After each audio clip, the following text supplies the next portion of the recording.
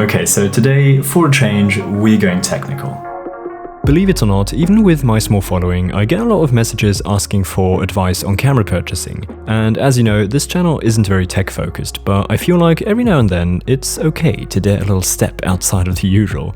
So in this video, I want to introduce you to 10 cameras under 500 euros for photography, which I personally think are a decent choice for a photography beginner.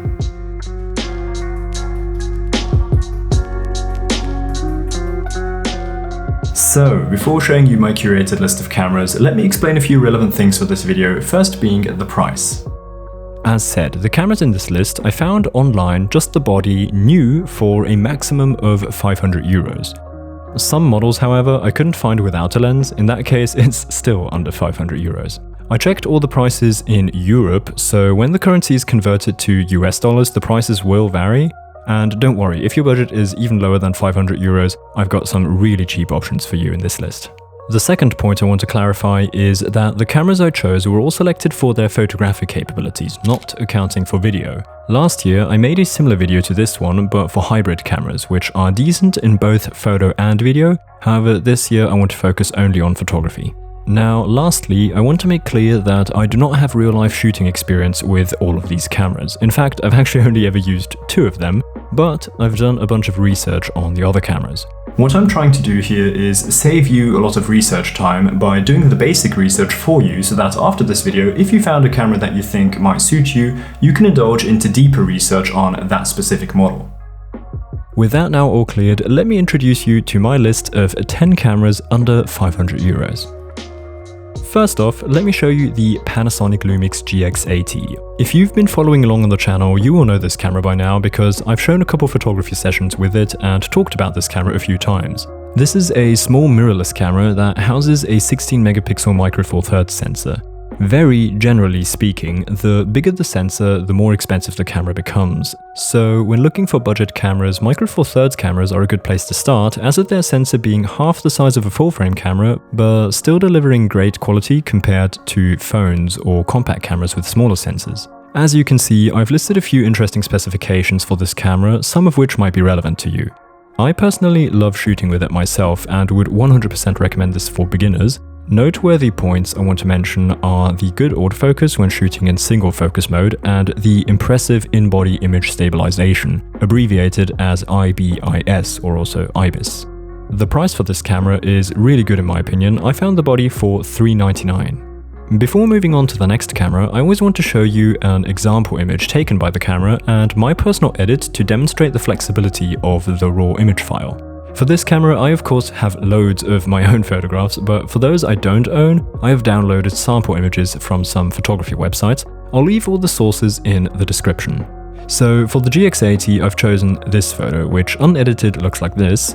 I didn't like the look of this at all, so I wanted to make some pretty heavy changes. This is the outcome. As you can see, the GX80's RAW files are very flexible, so you can really pull out a lot of extra information. I hope this example can decently demonstrate this point for you. Let's continue with the second camera of my list, the Canon EOS 2000D, also known as the EOS Rebel T7 in the US. This camera is a mid-sized camera, but in comparison to the usual size of a DSLR, it is actually pretty small. The 2000D has a 24 megapixel APS-C sensor, so this camera offers you a higher resolution photograph than the GX80, and the sensor is bigger than the micro four thirds sensor. In case you don't know, micro four thirds is half the size of full frame, and APS-C is right in between those two. The 2000D is by no means a fast camera with a continuous drive of 3 frames per second, so if you plan to shoot a lot of action or sports, this is probably not the best choice. Other important notes I took in my research are that the LCD does not tilt, it's fixed, and it has a resolution of 920,000 pixels, which is a little low but not a problem. The viewfinder is of course an optical viewfinder because the 2000D is a DSLR, and also worth mentioning is the rather big grip. It's not especially big, but definitely bigger than many of the other cameras on this list. I found the camera body online for 329 euros. Now, let me show you the sample photo from the 2000D. I got this photograph of these two barkeepers from photographyblog.com. The people from that blog made a review of this camera and provide JPEG and RAW samples. As mentioned, all the links are in the description. So this here is the JPEG version, and this is my personal edit on the RAW version. Editing this photo was no problem at all. The file definitely let me push around the colors and contrast to my liking without any issues. Let's move on to the third camera, the Canon EOS M200. This is another small and compactly built camera. Nevertheless, it has a 24 megapixel APS-C sensor and can shoot continuously up to 6 frames per second. This camera is one of the newer models in this list and has pretty advanced autofocus features, meaning face and eye detection. Some remarks on this camera are that it does not have a grip at all. It also doesn't have a viewfinder, only a tilting LCD which has just above 1 million pixels in resolution. As of being a rather new camera, the price is a bit higher. I found the body for €485, so when adding a lens you will exceed €500. If that's too much, you can also consider checking out the previous version of this camera, the Canon EOS M100. It's probably pretty similar, not as good, but cheaper. So let's check out the sample photo. This one I got from dpreview.com. It was taken by Carrie Rose. This is the JPEG, and this is my edit of the RAW photo. As you can see, this is quite a drastic change, which I think demonstrates how stable the RAW file of the M200 is. The dynamic range definitely shows in this example as well. The next camera on this list is another DSLR, the Nikon D3500. This is Nikon's entry-level camera, and it fits perfectly into this list as of being a capable camera with enough features, in my opinion, to satisfy a beginner. Concerning its size, it's another mid-sized camera, however, similar to the Canon 2000D, for a DSLR it's actually fairly small. The sensor is a 24.2 megapixel APS-C sensor. According to the review I read for my research, the autofocus is fine, nothing advanced like the Canon M200, but still good. A few mentionable points are that the LCD again has a resolution of 920,000 pixels, and it is fixed and not touch sensitive. The viewfinder is of course optical, and the grip on this camera is in comparison to the others on this list rather big. I searched the camera body alone, however I couldn't find it. I could only find it as a set with the kit lens, which then cost €450. Here is the sample photo. This is the JPEG version, and this is my edit of the RAW version. I again went for this high dynamic range, low contrast look, which again proves that the RAW files you can get from this camera are definitely usable. Editing this was not a problem at all, the file worked well. Let's move on to the next camera, the Fujifilm XT100. This is another APS-C camera with 24.2 megapixels. This camera can shoot up to 6 frames per second, and according to the reviews, the autofocus is mostly good. As with most cameras, the single focus is not an issue, but tracking apparently is not Fuji's strength. Noteworthy aspects of this camera are the LCD touchscreen, which can tilt and rotate, but not like the typical flip-out screens the vloggers enjoy using. It's a bit different, but this camera does allow you to see the screen when facing the camera from the front. Additionally, this camera has an electronic viewfinder with 2.36 megapixels, and the Fuji comes with an adaptable grip. However, it's very small, which poses the question whether it's even useful. I found the camera body alone for €500. For the Fujifilm XT100, which my girlfriend Melly got herself a few years ago, I went out for a quick walk to get this sample photo here, which I edited like this. As with all the previous cameras, the RAW file is very flexible and you can really pull a lot of information out of this camera.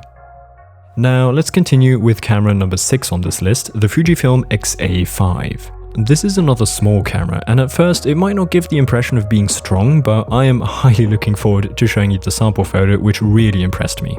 This camera also has a 24.2 megapixel APS-C sensor.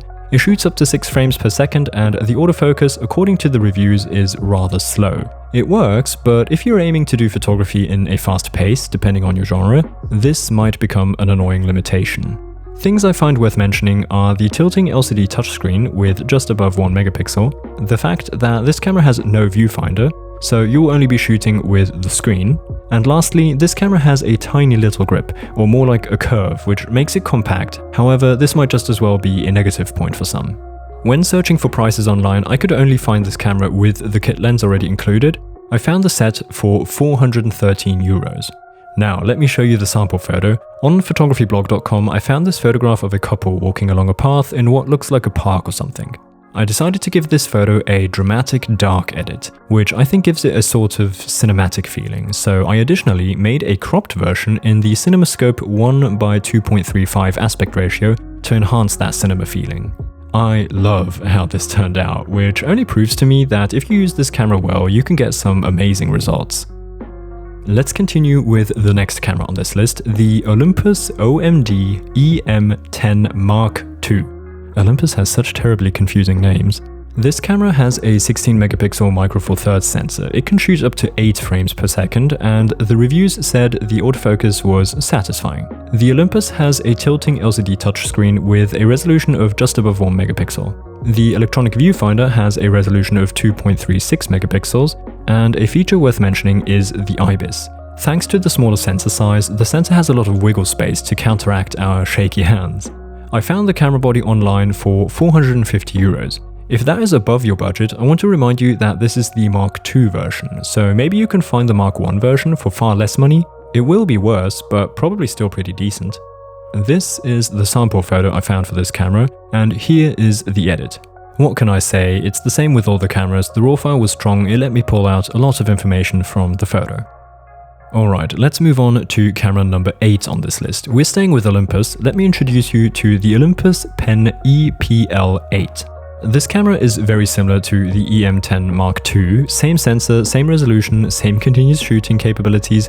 One important difference here is this camera does not have a viewfinder, so you'll be shooting only with the tilting LCD touchscreen, which has a resolution of just over a megapixel. Another very relevant difference is the pricing. I found this camera, the body only, for €300. Here's the sample photo for this camera. I downloaded this portrait of this dog and gave the image this edit. As with all the previous cameras, editing the raw file was no problem at all. So let's continue with the one before last camera on this list, the Sony A5100. We are now back to the bigger APS-C sensor. This camera gives you a 24 megapixel resolution and 6 frames per second of continuous shooting. According to the reviews, the autofocus is satisfying. Mentionable points about the A5100 are the tilting LCD touchscreen, which has a resolution of 920,000 pixels. The camera does not have a viewfinder, and the camera has a decently deep grip compared to many of the other mirrorless cameras featured on this list. The DSLRs still both have a far bigger grip than the A5100, I believe, but this grip is a sort of a middle spot between the DSLRs and the mirrorless cameras which don't have a grip. I found the A5100 camera body online for €365. This is the sample photo. I got this beautiful shot of the boat from the DP review community. The photographer is a person called Samuel Spencer. This is my edited version. Excuse the extremism here, I know it's pretty punchy and looks like a travel agency advert, but I found it fitting here, okay? Anyway, the raw file was good to work with. As you can see, there is a lot you can pull out of the extra information. Now, let's end this list of budget cameras with the Sony A6000. This camera is pretty similar to the A5100. The sensor is again a 24 megapixel APS-C sensor. The A6000 shoots up to 11 frames per second. The autofocus has been heavily praised in reviews for its apparently good performance. Further noteworthy points are the tilting LCD screen with a little more than 900,000 pixels. The electronic viewfinder, which has a resolution of 1.44 megapixels, and similar to the A5100, the grip. Again, it's not big, but it's there. I found the A6000 body online for €415. Here is the sample photograph of the A6000. Prepare for a pretty brutal edit. This is how I decided to edit the photo. I wanted it to be a little bit more dramatic, and again I found this photo had some cinematic potential, so I cropped it to the CinemaScope aspect ratio again and added some grain, and I love the outcome. Anyway, the raw file, just like all the other cameras, was easy to work with. So that's it. That was my list of 10 budget cameras under €500 for photography. I hope this was in any way helpful for you and you can continue some more focused research from here on. I know this video was untypically technical for my channel, but I wanted to do it, and next week I'm taking you with me again out somewhere to do some photography. If this video was of any use to you, I'd appreciate a like, it helps the channel to grow. Consider subscribing if you haven't yet, and I'll hopefully see you again next week in the next video. Until then, goodbye.